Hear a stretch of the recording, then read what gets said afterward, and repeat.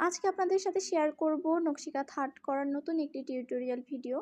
ভিডিওটি একবার দেখলে আপনারা নিচে আর্ট করতে পারবেন।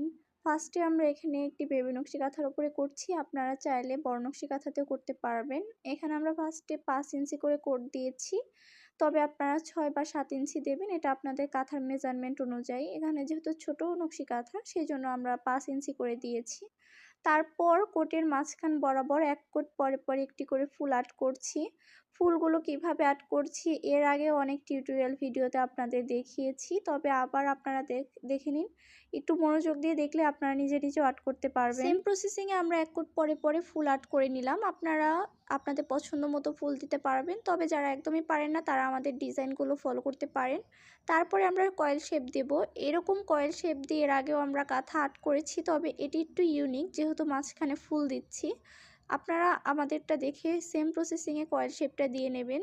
প্রত্যেকটা ফুলে আমরা তো আগে দাগ দিয়ে নিয়েছি, দাগ অনুসারে প্রত্যেকটা ফুলের 4 কোণা বরাবর দুই সাইডের 2 দিকে কয়েল শেপ উঠবে।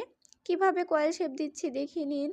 আর এই কাঁথাটা আর্ট করা এত ইজি যেহেতু আপনাদের কোনোভাবে হাতান্দাজি কিছু করতে হচ্ছে না, এটি সম্পূর্ণ মাপ অনুসারে করতে হবে।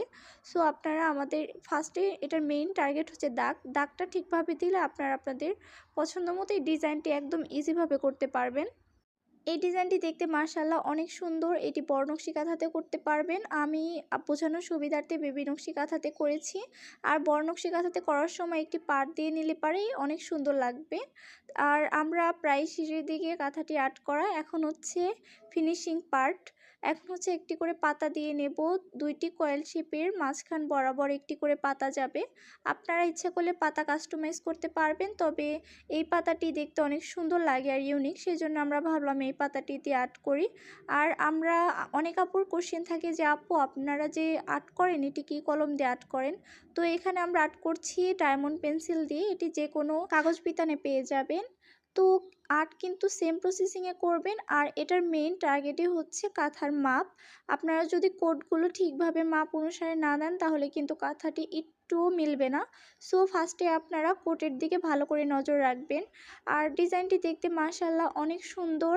যারা একদমই আর্ট জানেন না তারা আমাদের পেজে ইনবক্স করতে পারবেন, যে কোনো ডিজাইন কাঁথা আমাদের থেকে আর্ট করে নিতে পারবেন। আমরা কিন্তু প্রি অর্ডার নিয়ে থাকি, কাস্টমাইজ করে অর্ডার করতে পারবেন। তো ডিজাইনটি কেমন হয়েছে